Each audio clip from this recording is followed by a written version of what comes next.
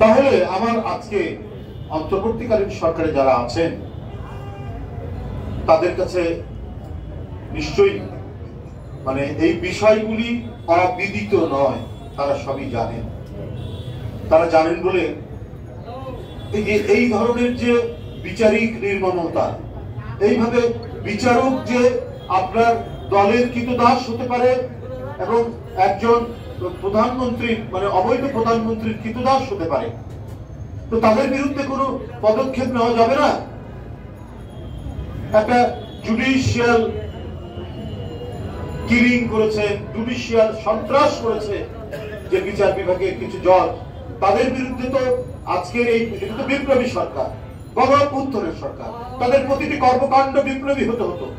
যারা দোষর আছে, যারা প্রলম্বিত করেছে শেখ হাসিনার এই 15.5 বছরের শাসন, তাদের বিরুদ্ধে বৈপ্লবিক সিদ্ধান্ত হওয়া দরকার ছিল। তাদেরকে এক কলমের বোঝায় তাদেরকে আপনার জঞ্জাল মুক্ত করা উচিত ছিল। সেটা না করার কারণে আজকে আমরা নানাভাবে ওই দোষরদের নানা উপদ্রব দেখছি, প্রশাসনে দেখছি, পুলিশ প্রশাসনে দেখছি, জুডিশিয়ারিতে দেখছি, প্রত্যেকটা জায়গায় দেখছি তাদের যেন এখনো প্রবল প্রতাপ রয়েছে। তো এগুলো আমাদের চোখের সামনে কথা। শেখ হাসিনা এগুলো কেন করেছেন? কারণ তিনি মনে করেছেন বাংলাদেশের ক্ষমতা তিনি একেবারে এটাকে মৌরসি পাট্টা বলা হয়, সেই মৌরসি পাট্টা চিরস্থায়ী করার জন্যই তিনি এই কাজগুলো করেছেন। বেগম জিয়াকে একেবারে ধীরে ধীরে শেষ করে দিতে হবে। তারেক রহমান সাহেব যদি দেশে ফিরে না আসতে পারে, তার জন্য নানা ধরনের বিচারিক ক্ষমতাকে কাজে লাগাতে হবে। সবগুলো করেছে, করে কি শেষ রক্ষা হলো? শেষ রক্ষা হলো। এখন কি বেরোচ্ছে? শুধু এইটা না, তিনি সম্রাজ্ঞীর মতো এবং পৃথিবীর সবচাইতে বড় ধনী ব্যক্তি হিসেবে প্রতিষ্ঠা পেতে চেয়েছেন।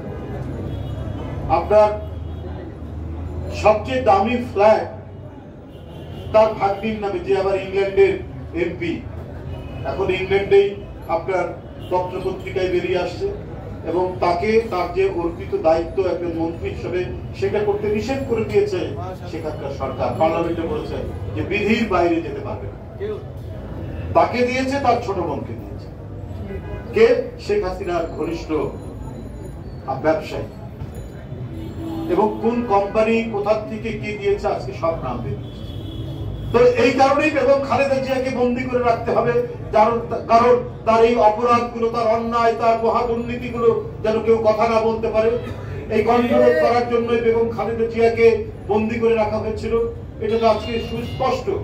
আজকে সাইমাবাদের পুতুল শেখ হাসিনার মেয়ে 60 কাঠা জমি পূর্বাচলে, শুধুমাত্র শেখ হাসিনা এবং তার পরিবারের নামে 60 কাঠা জমি, তার মধ্যে 10 কাঠা হচ্ছে সাইমাবাদের পুতুল।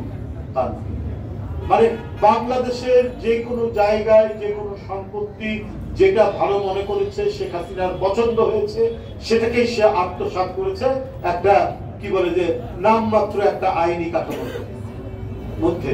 আইনি কাঠামোটা কি? শেখ হাসিনাকে তৈরি করা।